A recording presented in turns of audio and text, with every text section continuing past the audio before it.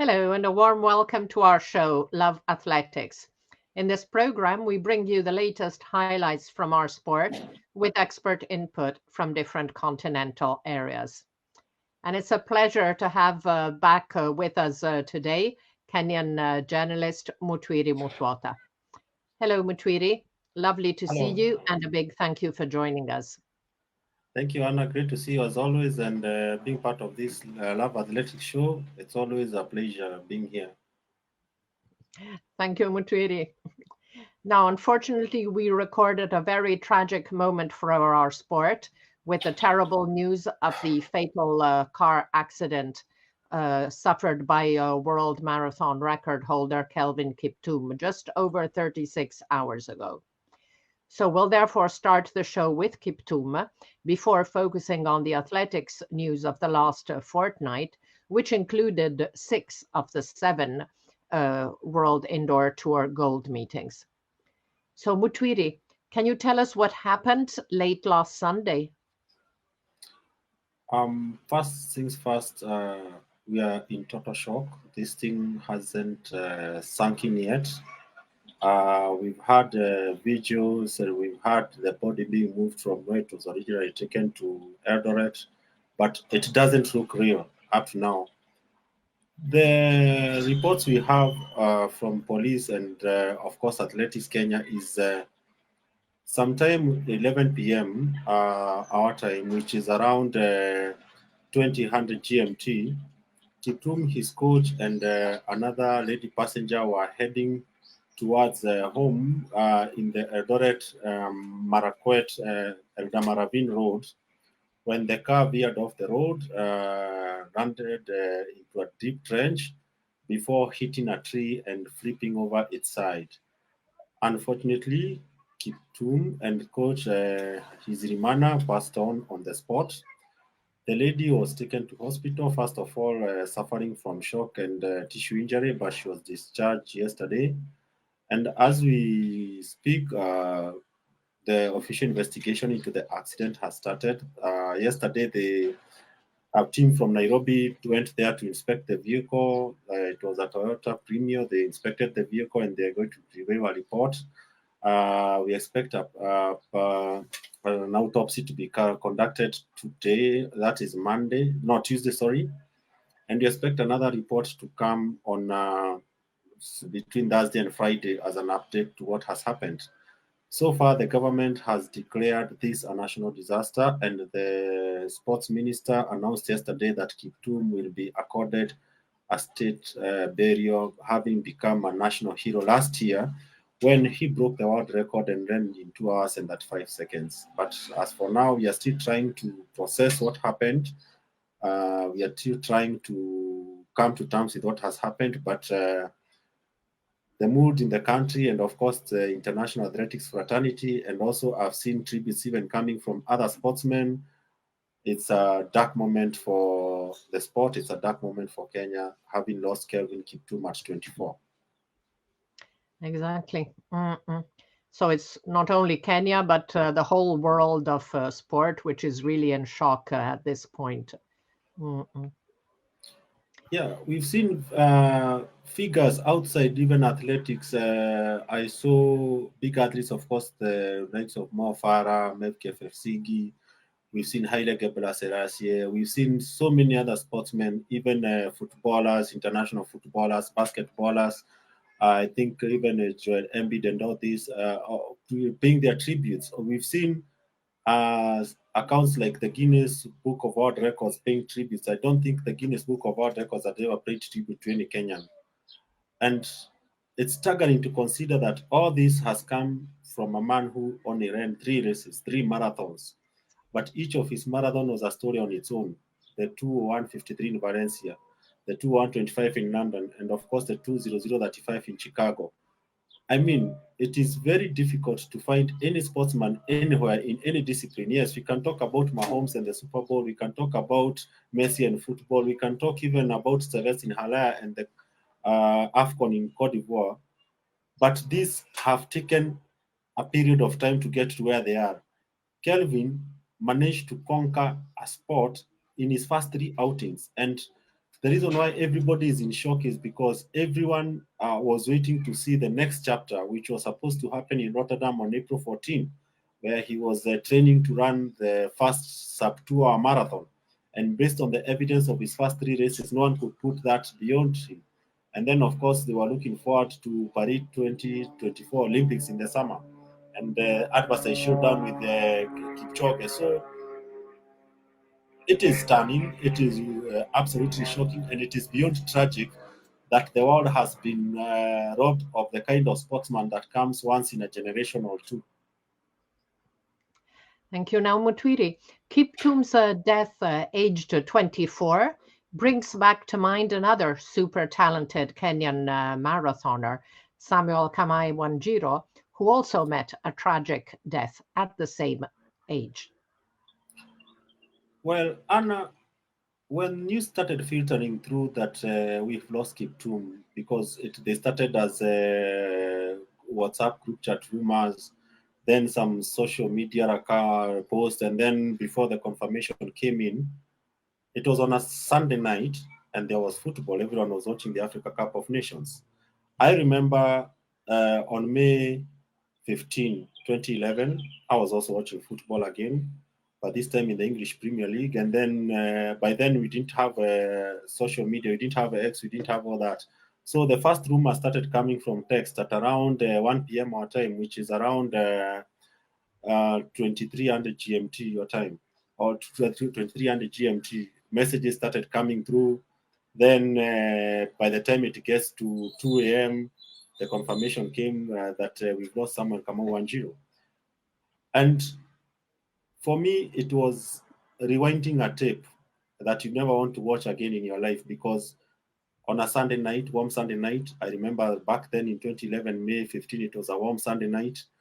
Uh, it was also very, very strange that at the time of their deaths, both Kiptum and Wanjiro were holding the London and Chicago Marathon titles. Both of them were holding the course records for London. Both of them had talked about running a sub 2 hour marathon. I remember the day we were at a briefing and Wanjiro said he can do the marathon under 2 hours. Everybody went bonkers. Reactions, people like Paul Tergat, the former marathon record holder, who is now the president of the Olympics Kenya. I remember even Haile. I remember all the big marathoners of the time. People like Halid Hanuchi. All of them spoke about thinking that no, for you to run a sub 2 hour marathon, you must be on something. But now Kiptum came the closest. Of course, we know Eliud has done it at the Ineos 159 challenge in Vienna, but that was a controlled race. We controlled the conditions, we controlled the winds and all that. But here we were with somebody who was very close to doing it.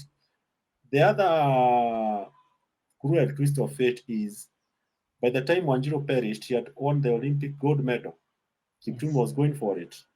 By the time Wanjiro perished, he did not own the world record. He was going for it that September in Berlin, actually, in 2011. I remember his former coach, Claudio, telling me that he had recovered because the Wanjiro was a monster. He ran through Chicago injured. That is what most people didn't know. Then he did a great victory, what remains his signature victory, actually, of all his victories. Yes, he did a great thing in Beijing to set the Olympic record of 2:06:32. But it's Chicago that gave us exactly what Wanjiro can be, because at that time he edged out the European Derib America and over the closing distance while injured. So he had gone home. He had changed his training camp from Nyahururu to Kaptagat again, which is also ironic because that is where Kiptum was also training in Kaptagat. And when he was about to go for Berlin in 2011, there was a talk of world record. And at the time, he would have lowered it from what Haile had run, I think, if I'm not mistaken, to 344 or something close to that, or 204 something. Wanjiro was supposed to take it down further, but we never got to see that. Now we never get to see whether Kiptum would have run 200 or won the Olympic title again in the summer. So it's just a sad case of deja vu that 13 years have passed and we are experiencing the same thing again as a country and as a global athletics running or marathon running fraternity, which begs the question: Kenya has a habit of producing such precocious current in the marathon. What will happen to the next Kiptum or the next Wanjiru? Are we going to see such a tragic end? There are so many questions we are asking ourselves right now and calling ourselves to consider how do we take care of our athletes, because it is a very cruel and sad irony that we've lost Wanjiru, or we lost Wanjiru rather, and we've lost Kiptum at 24 years. Yeah, yeah, definitely crazy. Mhm. Now, Kiptum, he only shot to prominence in December 22 with a victory in the Valencia Marathon, making an awesome debut at the distance to become only the third man after Eliud Kipchoge and Keneni Sabekele to run under 2 hours, 2 minutes. So that was already a huge shock in the world of athletics. Then last year, he was even more impressive, first winning the London Marathon in April in an amazing 2:01:25, coming within 16 seconds of the world record, which he then shattered in October in Chicago, knocking 34 seconds off Eliud Kipchoge's mark to bring the limit to 2 hours 00:35, tantalizingly close to the 2-hour barrier, which many predicted Kiptum would break this year. And those performances earned him the award for World Athlete of the Year for out of stadium events. Now, his marathon stats are absolutely amazing because, as we said, just 3 marathons in his career, all 3 of them are in the top 6 of all time. So we have his world record, of course. Then London is the third best performance ever, and Valencia is the sixth. So Eliud Kipchoge, with a very long and glorious career, has many of those performances in the top 10. It's only Kelvin, Eliud, and Birhanu Legese who make it in the top 10. And the craziest thing is the average of the top 3 marathons for Kelvin Kiptum. That's 2 hours 01:18. And the great Eliud Kipchoge, 2:01:48. So these stats really show just how unbelievably strong was Kelvin Kiptum. And now we're having to speak about him in the past tense.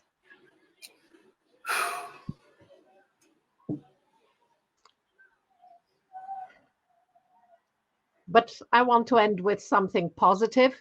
So, Mutwiri, tell us, what is your greatest memory of Kelvin Kiptum as an athlete, but as a person as well?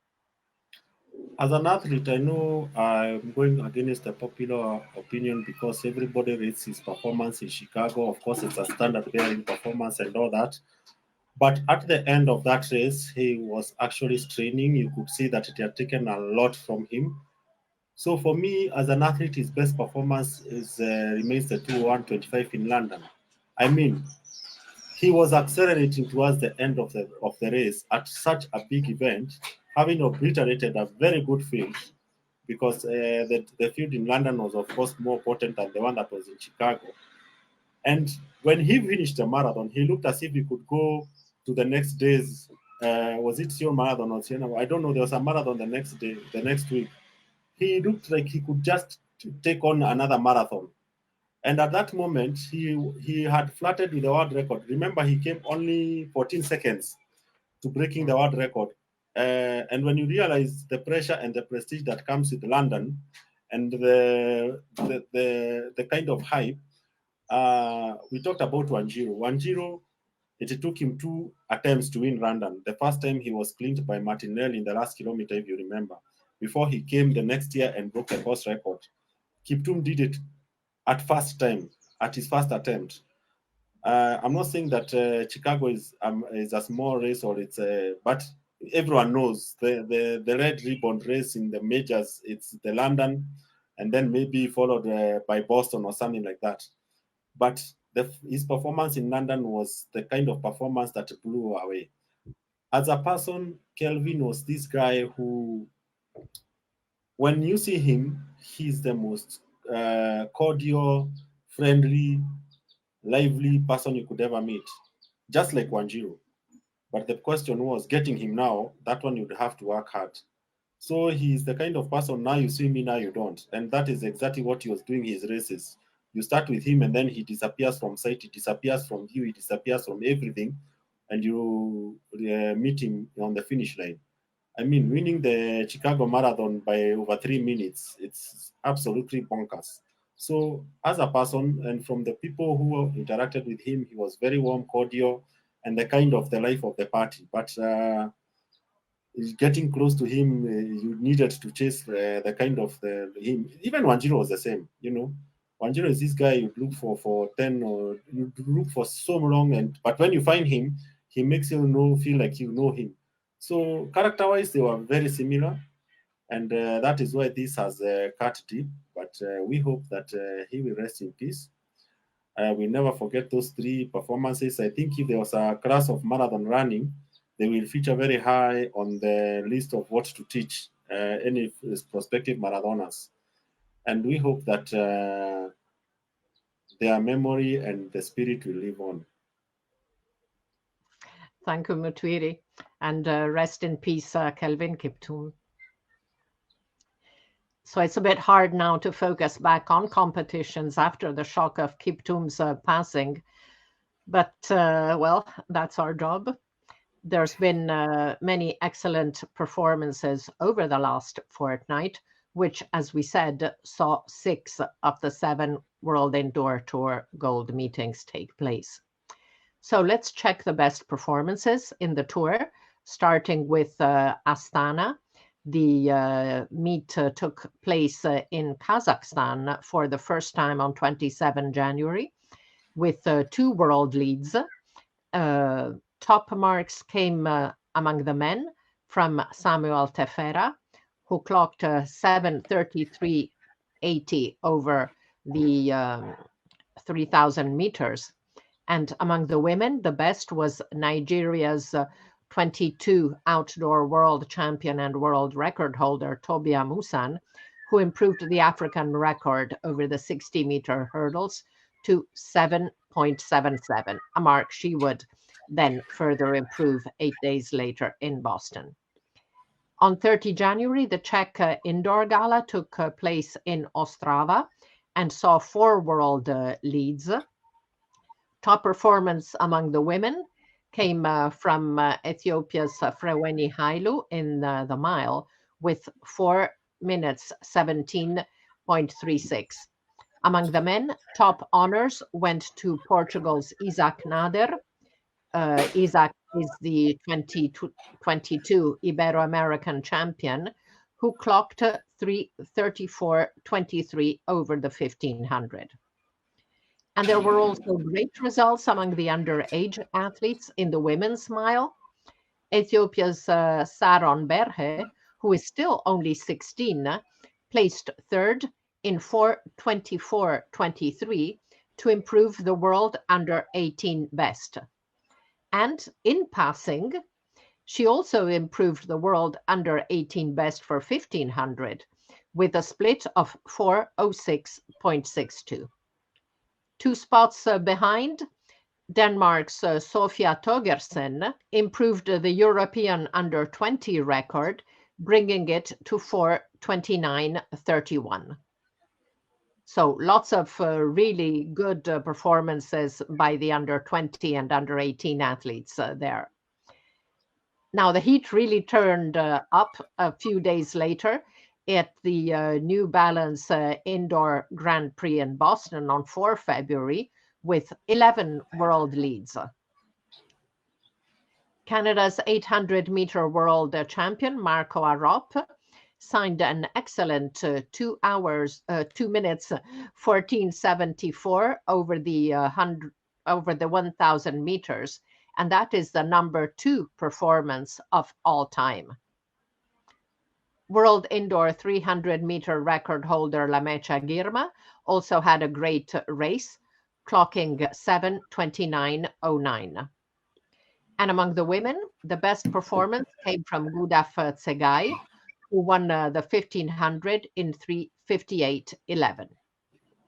Tobia Musan further improved the African 60-meter hurdles record, which he had set, as we saw in Astana, lowering it to 7.75 as she finished second behind the USA's Tia Jones. In other events, Grant Holloway clocked a 7.35 also over the hurdles, and Noah Lyles improved his personal best over the 60 to 6.44. Two world under 20 records were bettered in Boston. The first came in the women's 1500 meters, courtesy of Ethiopia's Birke Hailom, who clocked 3:34:83. Over the 3,000 meters, her compatriot Melknat Wudu, with 8:32.34, improved the world under 20 record, which had belonged to none other than the great Tirunesh Dibaba since 2004. And there was also an area record in the women's 5,000 meters for Australia's Jessica Hull, who won the race in an Oceania record of 8:24.93. Now let's pause our review for a moment to ask Mutwiri, what performance impressed you the most in the first three World Indoor Tour meetings, Astana, Ostrava, and Boston? Definitely the first cruise for Highland. You know, when you have your name mentioned alongside Tirunesh Dibaba and you're still barely out of your teens, it means you have a lot of promise to look forward to, especially in the outdoor season and in the future. Secondly, we have Amusan improving her record to 775, coming with the year she had last season with all the fact she was suspended. Then she ran for the third medal at the World Championships in Hungary, and now she has started the season with the kind of form we know she can be. So maybe we can look forward to a record or two from her this season when we go outdoors. And of course, we forgot to mention Anna that for the first time in history, a Kenyan won the 60 meters race on the indoor circuit.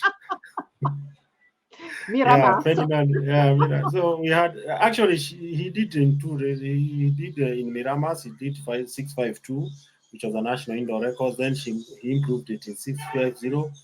We're just hoping that Ferdinand Omanyala, our African record holder, and of course African champion and Commonwealth champion, we just hope that this is the season. Then he gets to mix up with the big boys, the Noah Lyles, the Fred Curley, and the likes, because we're hoping that when it comes to the Olympics, he can do something special, because what happens is that he always has very solid starts to the season. But when it comes around the summer from May, I think something happens. I hope that this time they get it right. He has changed his coach now. He is with Geoffrey Kimani. Geoffrey Kimani at least has more experience. So we hope they'll be able to pace him to make sure that when they get to the business end of the season, he'll be right there, because we saw what happened in Hungary. He could not get himself out of the opening round. We also saw the same in the Oregon. There was this issue with visa and all that. And we know that his time is running out. So if he has to perform, this is the season for him to actually get an Olympic medal, or the first perhaps sprint podium a Kenyan has ever enjoyed in a major event. But so far, that's a good start. He did 6:52, improved it to 6:50. So let's see what's going to happen as we finish the indoor season and open into the outdoors. Thank you, Mutwiri. Now, the tour continued 2 days later in Toruń, Poland, with the Orlen Copernicus Cup, with 5 world leads. The best performance of the meet, and the second best so far this season, came from Ethiopia's Selemon Barega over 3,000 meters with 7:25.82, and compatriot Getnet Wale also recorded an excellent mark with 7:26.73. In the 1,500 meters, Ethiopia's Binyam Mehari finished second to destroy the world under 20 record which had belonged to Jakob Ingebrigtsen, lowering it to 34.83. Among the women, the best performance came in a high-quality 1,500-meter race, won by Ethiopia's Frewenyi Hailu in 3:55.28 over compatriots Diribe Velteji, 3:35.47, and Hirut Meshesha, 3:35.47. And the three ladies thus move up to positions 3, 4, and 5 in the all-time short track list. On 10 February, the meeting Hauts-de-France-Pas-de-Calais took place in Liévin.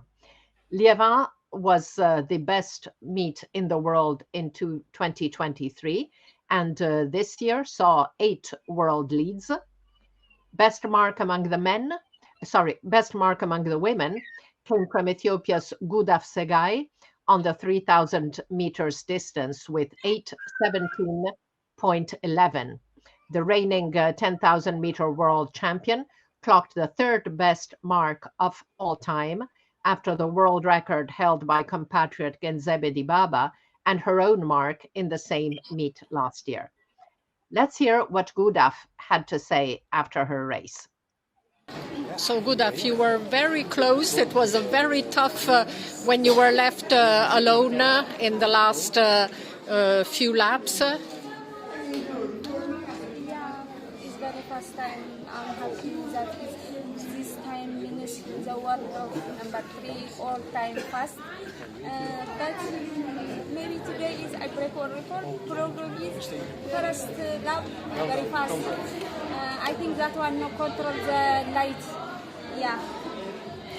Okay, we'll wait for you because you're going to break it soon. I'm not focused indoor now. Okay. Focus for Olympic. Yeah. You're not going to Glasgow? I don't know. I'm not sure. Yeah. All right. Focus on outdoor. Yeah. Ciao. Thank you. Thank you so much. 400 meter hurdles world champion Femke Bol had another excellent race over the flat, improving her seasonal best to 49.63. Her compatriot Lieke Klaver has also been very consistent around the 50.50 range. And here she tells us about her relationship with Femke and, of course, her own performance. So congratulations, another great race. So you're pushing Femke, which is good. Yeah, we push each other. It's a nice team. Definitely. You have a great spirit in that team and it shows. Yes, it is. So on the track you're fighting, but then you're really close and helping each other out all the time. Yes. Yeah, we know for sure. We know how to combine it. Yeah. One day we are concurrents, one other day we cry or we laugh together. Yeah, it's nice. That's great. You're happy with your season so far? 2 very good races. Yeah, today is season's best, and I think running so consistently in the 50 seconds is already a mega super accomplishment on itself. So, but I'm going faster. I want faster. Congratulations. Ciao. Now, the Ethiopian duo of Frewenyi Hailu and Diribe Velteji produced another great race, though not quite as fast as in Torun. Among the men, the best mark came from U.S. hurdler Grant Holloway with 7.32 in the 60 meters hurdle, equaling the number 4 best mark of all time. Now, this is a man who has not lost an indoor race over the hurdles since he was 16. I think that's an absolutely amazing fact.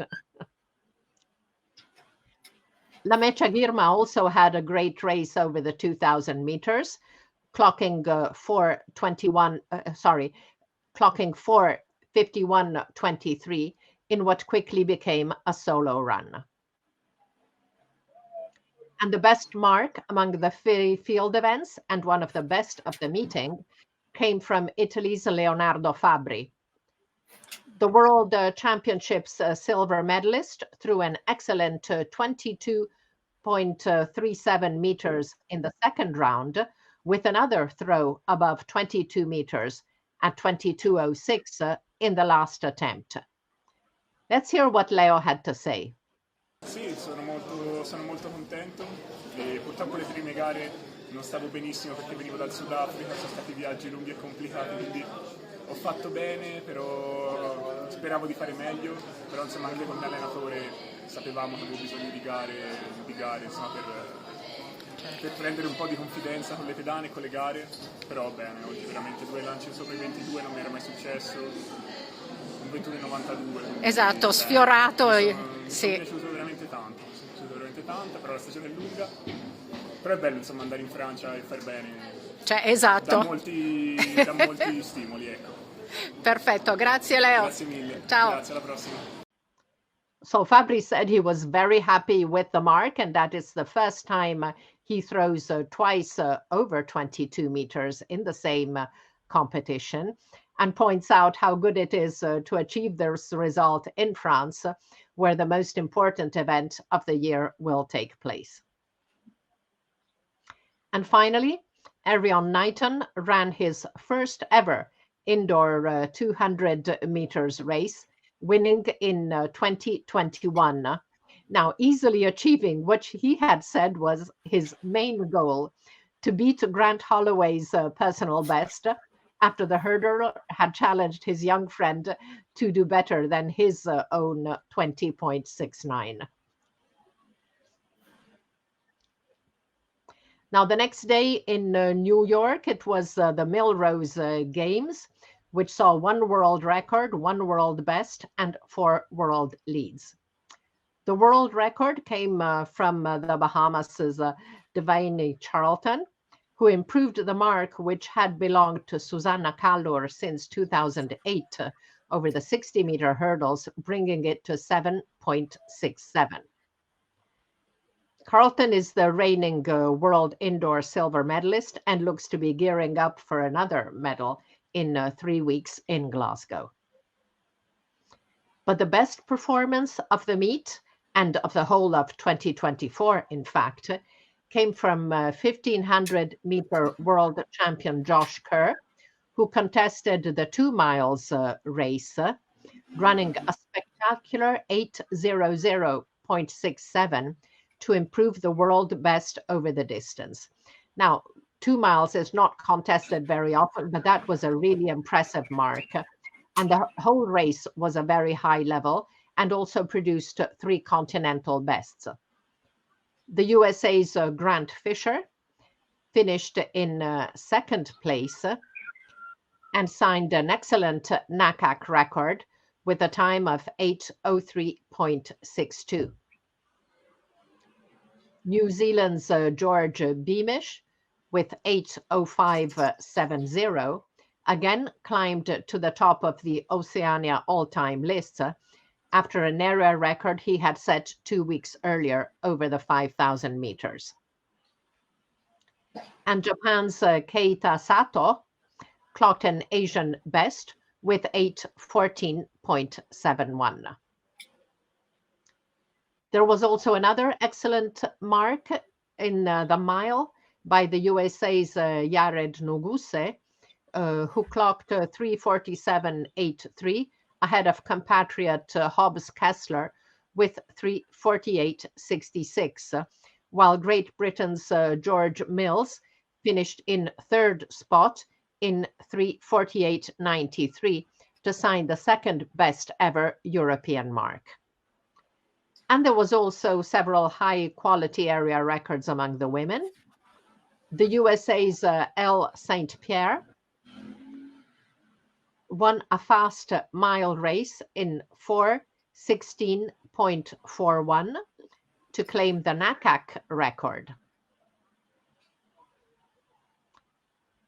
In the same race, Australia's Jessica Hull took her own Oceania record to 4:19.03. And that was her 2nd record in a week. Mm-hmm. At the underage level, Ethiopia's Melknat Wudu, who, as we saw, had already broken the world under 20 record over 3,000 a week before in Boston, further improved that mark to an impressive 8:32.02. So, Mutwiri, what impressed you the most in the last three World Indoor Tour meetings of the fortnight, Torogn, Liévin, and Boston?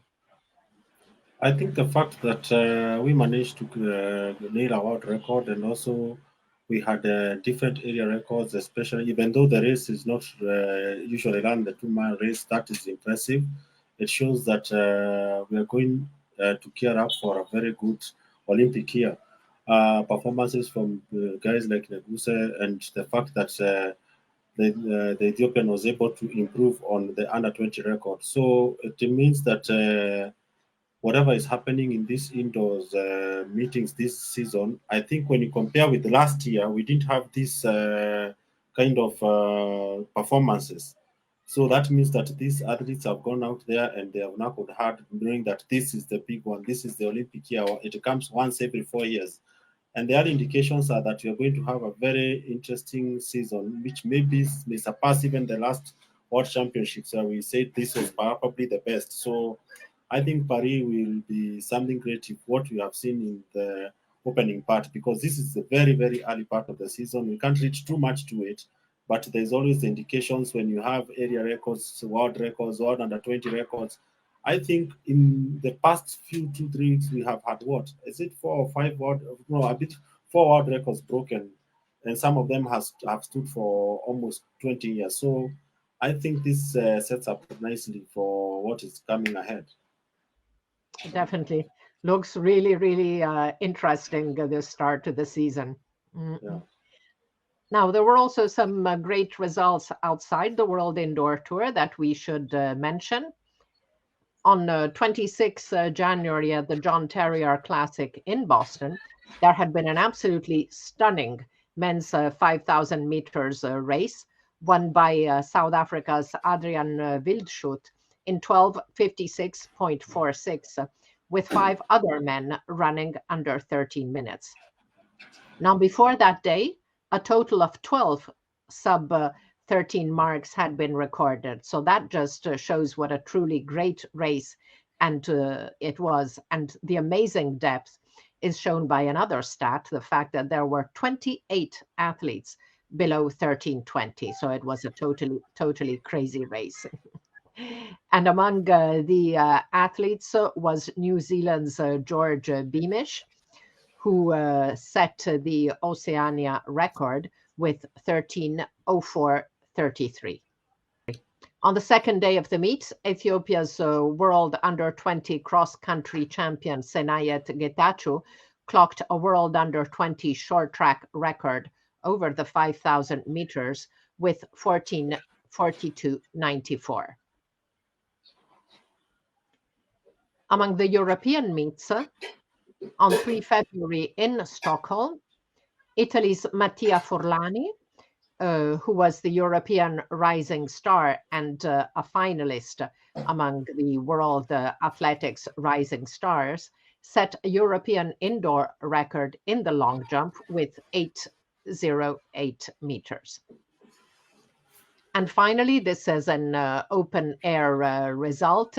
In Australia, 18-year-old Peyton Craig twice beat the Oceania under 20 record over 800 meters, first clocking 1:45.77 on 26 January in Canberra, and then improving the mark to 1:45.41 in Adelaide on 10 February. Now, Mutwiri, the indoor season is now well underway, and Kenyan athletes continue to show very little appetite for competing under a roof. If I considered to be an athlete who wants to wear the famous red, green, and black strip, I would offer myself for the world indoors. You've been to Kenya, you know how brutal the trials are for the cross country, the trials for the Olympics, and so on and so forth. The World Indoor Championships is the only event that Kenya actually asks athletes to volunteer. And for a country that has such a pedigree in distance running, the fact that I think we have three World Indoor champions, Bungei, I think Chelimo, and Obiri. I can't remember any other World Indoor champion from Kenya. The fact that we only have three, and you look at the kind of statistics we have from the World Championships and the Olympics, it's quite staggering. There are maybe three maybe reasons for that. One, the indoor season or the World Indoor season comes shortly after Kenyans have celebrated the holiday season, because in this part of the world, or this country in particular, we have the Christmas festivities but they don't start on the 25th. Kenyans are known to start their celebrations from their Jamhuri Day on 12th, and everything shuts down. So the coaches, the camps, and everything, the support staff, physios, and all those people that are needed to make sure that these athletes are ready are usually, that is the time they are given time to spend with their families, which takes about 4 or 5 weeks. So by the time the country reopens again in the second week of January, you find that the time it takes for these athletes to get in shape for the start of the indoor season is very limited. That is why, for example, Omanyala had to travel outside Kenya to go to France so that he could be ready to run in the indoor season this year. The second thing is that Kenyan athletes, for the most those I've spoken to, they don't like or they don't enjoy running on the tapered track that we use on most of these indoor circuits. They say that it increases the risk for Achilles injuries, and it doesn't suit their running style as well. The third and the most reason that I think is plausible to me is the indoor circuit doesn't offer as much money as the outdoor circuit. So they don't feel motivated enough to go out there. Remember, these are people who take care of large families, as you know. They take care of families that have got maybe 9, 8, 7, 6 siblings. And it's very rare to find maybe a family that also has only one kid, like two, for example. Most Kenyan average families, they are 6, 7, 8, 9, 10. So they are not motivated enough to go to a circuit that will not give them enough to take care of their large families and the communities that they take care of. So those, I think, are the three factors that make Kenyan athletes not very fond of the indoor racing. Now, Mutwiri, Ethiopian athletes, on the other hand, compete intensively on the indoor circuit and sharpening their skills. Now, given the strong sport rivalry between Ethiopia and Kenya, is this not a source of worry for Kenyan athletics? No, for the simple reason I told you, for example, the Ethiopians' festive season doesn't take as much time as the Kenyans take. So them, they are able to prepare throughout December and most of January. Secondly, we are not worried so much about what Ethiopians are doing in the closed circuit, because apart from Hungary, I think, is it Hungary? Yes. Ethiopia has not outmedaled Kenya in the last, I think, what, 6, 7, no, about 8 years in the major events. So, and Hungary was an oddity because I think we were not prepared as a team. But the Kenyans, what we know when it comes to Ethiopia is we always want to meet with them in the business end, not at the beginning. We like, because look at every season, the Ethiopians will set all these wonderful times, they'll set all these records, you know.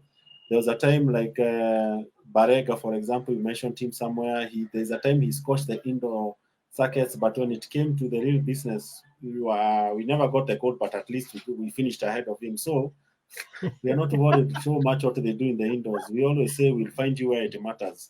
Because for Kenyans, even it's in our nature.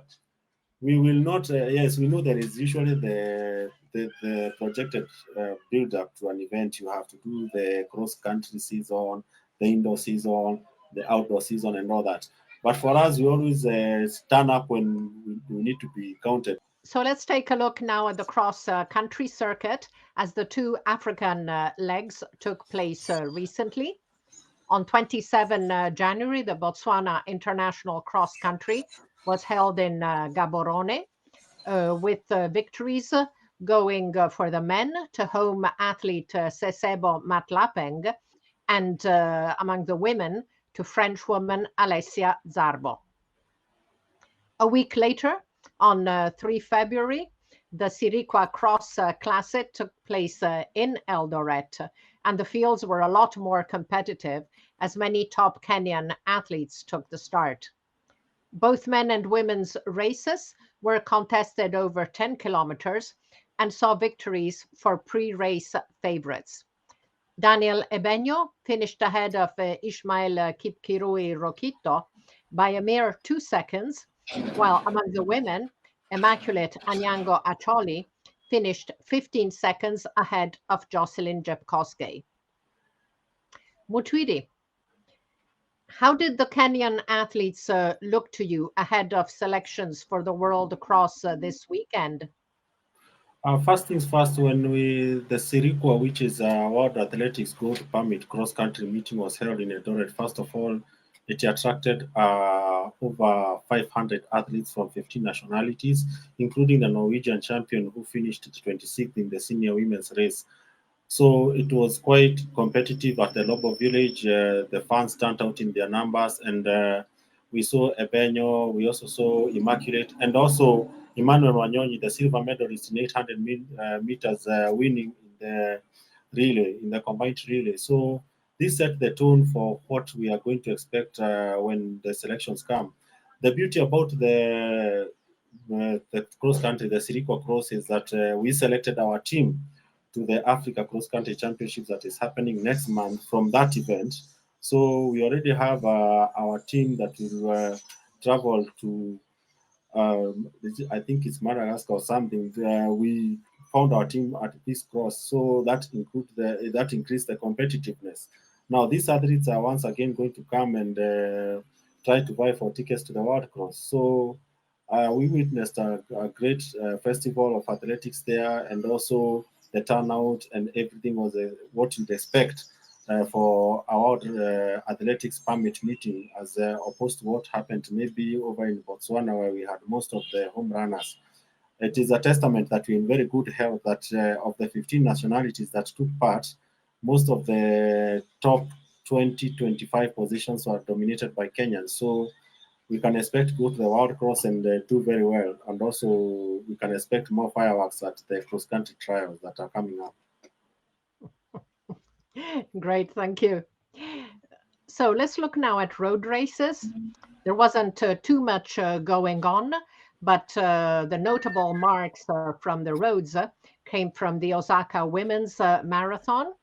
Ethiopia's Vorknesh Edessa won the race in a very good 2 hours 18:51, and there was also joy for home athlete Honami Maeda, who finished just 8 seconds behind in 2:18:59 to improve the Asian record, which had stood since 2005. Let's also take a quick look at another aspect of road events, the race walks. Outdoor competitions have been taking place in Australia, where there were 2 area records at the Supernova 10,000-meter race walk meet in Canberra on 27-28 January. Canada's Evan Dunphy clocked 38:25:42 for a NACAC record, moving up to number 11 in the all-time list. And the women's race was won by home athlete Jemima Montag in 43:14:78 for an Oceania record. On 11 February, the Oceanian and Australian 20 kilometers race walking championships were held, and Montag set another area record over the 20 kilometers distance with 1:27:09. So it's time now to go back to the global overview of our sport and check the best results of the past fortnight. And we will continue adding in brackets marks which are regular, which are listed in the respected website Tilastopaya, but which do not appear on World Athletics list. And as there were so many great performances since the end of January, our cutoff is marks worth 1,240 points or more. Among the men, the top performance came from the 2 miles at Melrose Games in New York City by Britain's Josh Kerr. But let's take a look at the whole list. So as we mentioned, Noah Lyles in Boston, 10:44, ahead of Akeem Blake. Arion Knighton, 2021 in Liévin. The top mark since then had been held by Zimbabwe's Tapiwa Marakawu with 2029. On the 400 meters, Caleb McRae, 45:02 in Albuquerque. Very good mark in the 600 meters. Now, that's a distance that is not often contested, but on 9 February in Albuquerque, USA's Brandon Miller clocked 1:14:03 and moves to number 2 in the all-time short track lists, with the number 3 mark, the first 2 being held by Donovan Brazier. As we saw, Marco Arop in Boston over 1,000 meters set an Oceania record and moves to number 2 in the all-time list. 1,500 meters in New York, Yared Nuguse in passing set an excellent 3:33:43, which is the fastest time of the year, ahead of the marks achieved on 4 February in Boston by Hobbs Kessler and Jake Whiteman. And in the mile, of course, excellent performance, 1,292 points by Yared Nuguse in New York City, finishing in 3:47:83, ahead of Kessler, Mills, and Adam Fogg. Over the 2,000 meters, it was Lamecha Girma in Liévin. Selemon Barega over 3,000 heads the 3,000 meters with his fabulous 7:25:82 in Torun, with Getnet Vale just behind him. Then Lamecha Girma also very good performance in Boston, while Barega and Binyam Mehari clocked very fast times in Liévin. Over the 2 miles now, as we saw, this was an absolutely amazing race over a spurious distance like the 2 miles, but the result is worth 1,310 points. That is by far the best performance of the season, with Josh Kerr setting the world best, Grant Fisher and George Beamish setting area records, and lots of very good performances.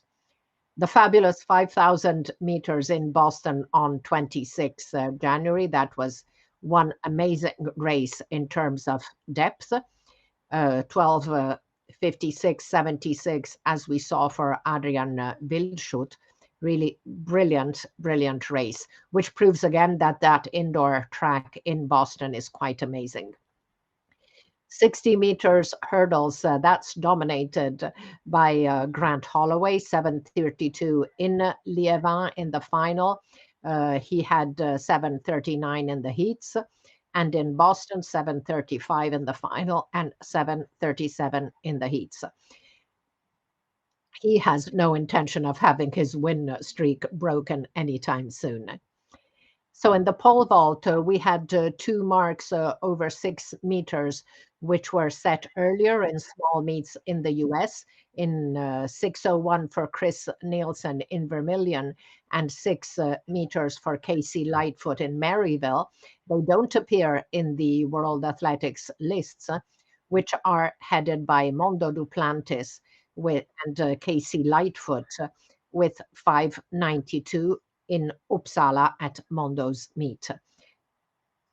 Chris Nielsen and Austin Miller also have 5 meters 90. In the shot put, I'm very proud to see my compatriot Leonardo Fabri leading the season's list with 22 meters 37, and Tom Walsh in second with 22:16. On the roads, there was nothing new among the men. So let's check out now the women's marks. In the 200 meters, St. Lucia's Julian Alfred clocked 22:16 in Albuquerque, New Mexico. She already had 22:28 from 20 January. Now, it's really interesting that the second athlete on the list, 22, is under 20 athlete Jamisha Ford with 22:36, and we'll speak more about Jamisha later very soon. In the 400 meters, as we saw, another sub 50 mark for Netherlands Femke Bol, 49.63, after she had already dipped below 49.70 in Metz a week before. Frewenyi Hailu heads the 1500 meters with a great performance in Torun, and also a good performance in Liévin. And I got those marks wrong in the list. Those are the same marks from Torun, which I just repeated for Liévin, so sorry about that. Over the mile, El Saint Pierre, as we saw, set an area record of 4:16:41. Frewenyi Hailu also clocked a very good time over the mile. 3,000 meters, Gudaf Tsegai not too far from the world record in Liévin with 8:17:11. Jessica Hull and El Saint Pierre in Boston with an area record for Jessica Hull. Over the 2 miles, Laura Muir won the event in New York City in 9:04:84. Divini Charlton, as we saw, world record in the 60 meters hurdles. Now the high jump has been going quite well, good level. First, Nicola Ollislagers cleared 2 meters 03 in Canberra on 27 January. And on 31st January, world champion Jaroslava Maguchik improved that world lead to 2 meters 04. On the roads, not too much to report apart, as we saw, from the Osaka Women's Marathon with Vorknish Edesa and Honami Maeda with an area record for the Japanese. So there were also, as we saw, as we were posting record screens, lots of very good performances by under 20 and under 18 athletes over the past fortnight. We'll look at the top under 20 marks. So among the men in Torun, Binyam Mehari improved the world under 20 record to 3:34:83. In the mile, Brian Mwange Musau of Kenya clocked 3:55:52 in Fayetteville, Arizona, and moves to number 2 in the under 20 all-time short track lists. While in Boston, Ethiopia's Johannes Asmara clocked 3:55:96 to move to number 3 on the all-time under 20 lists. And in Liévin, on 11 February, Binyam Mehari clocked another great time over the 3,000 meters, 7:33:04. Among the women, it's a lot about Jamisia Ford. So her best mark is 22:36 from 10 February in Clemson. She also had 22:58 in Fayetteville at the end on 26 January, and that mark brought her to number 20 in the all-time under 20 lists.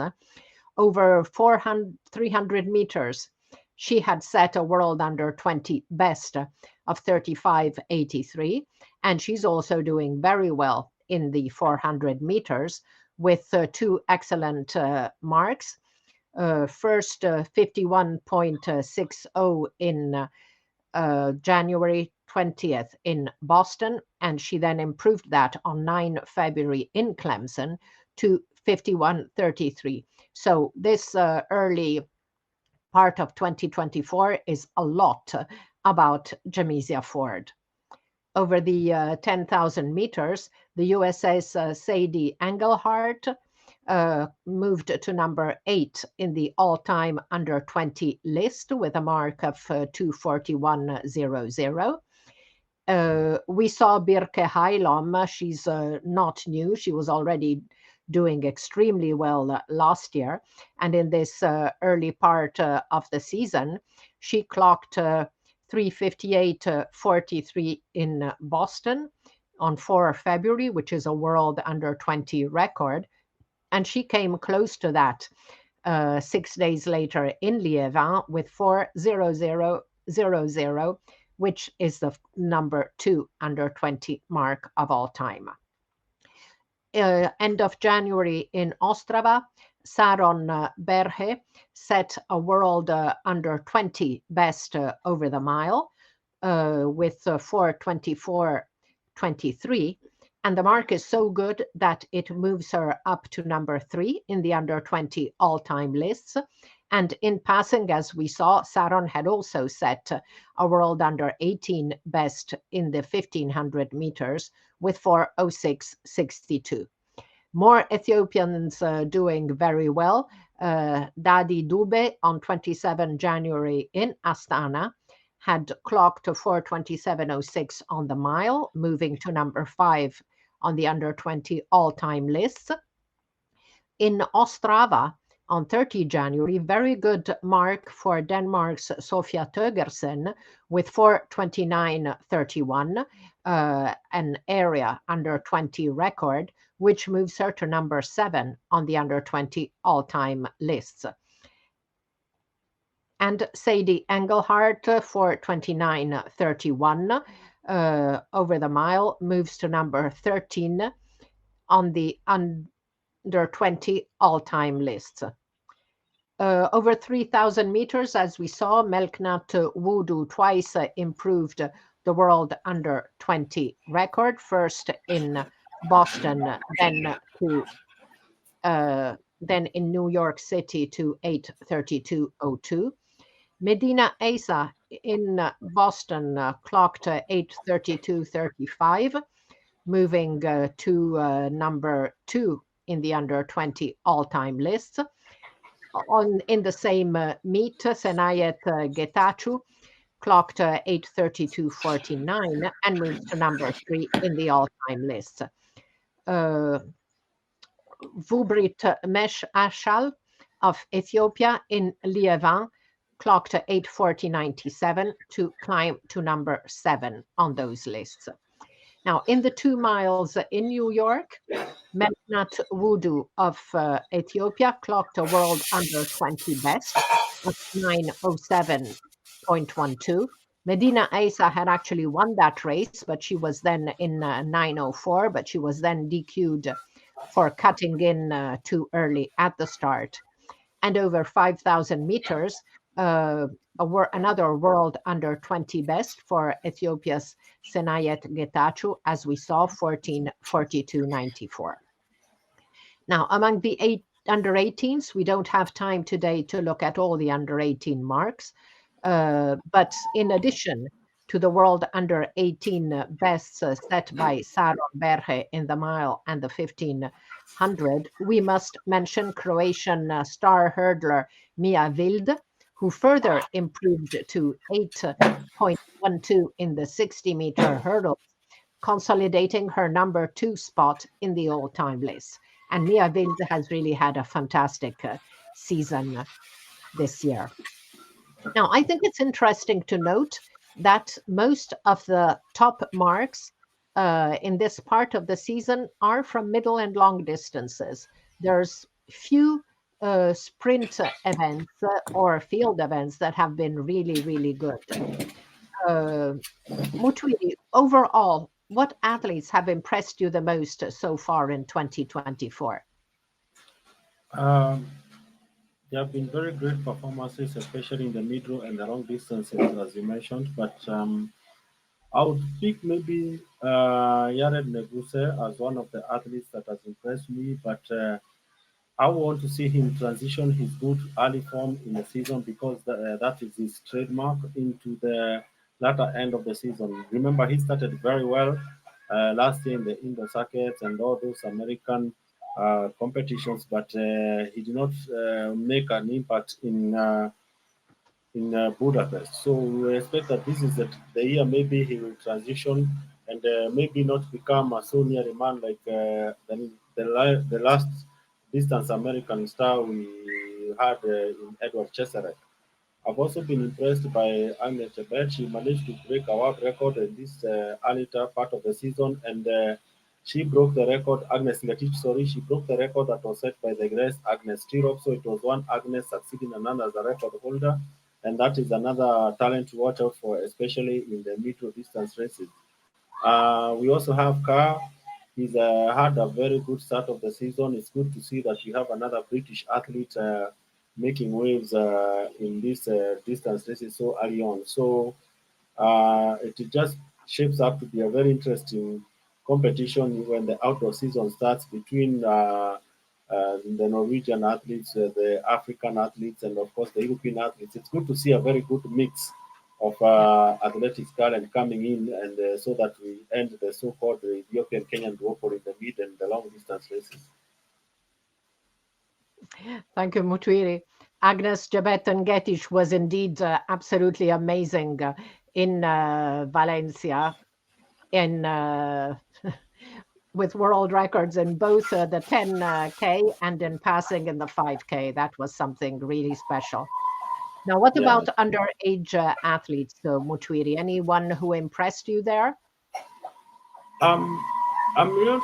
I'm not yet seen anyone who comes under the radar. Maybe perhaps we wait for maybe the season to progress, but maybe I'll have to pay more attention to what they're doing. But so far, there is no one bubbling under the surface apart from the Ethiopian, of course, who managed to break a record that was held by Tinashe Hayek. That is one who I can say has stood out for me.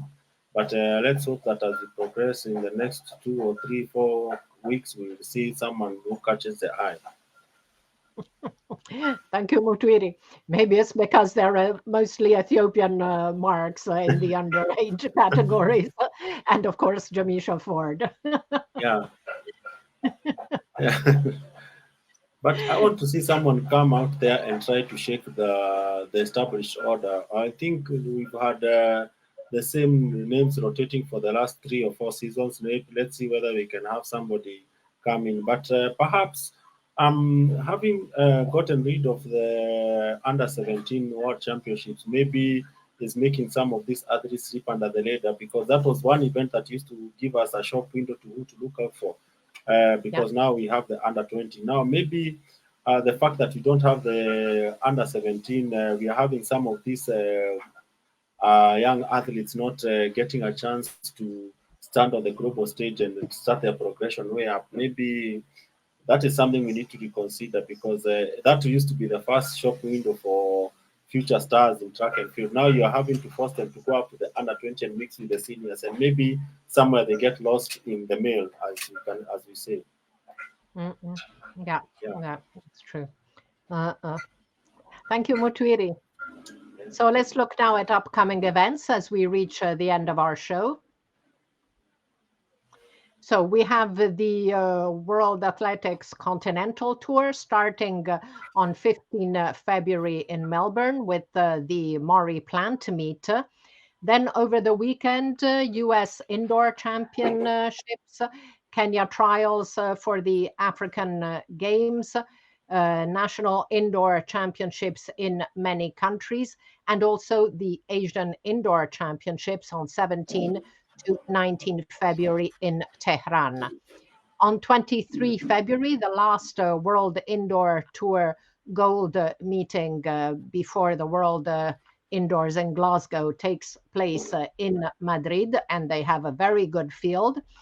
Also to watch out for the very fast Ras Al Khaimah half marathon on 24 February, African Cross Championships on 25 February in Hammamet, Tunisia. Also on 25 February, the Costa Amendoeira Champion, the Almond Blossom in Albufeira, Portugal, which is the last World Cross Country Tour Gold event. And it also doubles up as the European Champions Clubs Cup Cross Country. I always have difficulty saying that right. And of course, on 1 to 3rd March, World Indoor Championships in Glasgow. So lots to look out for still.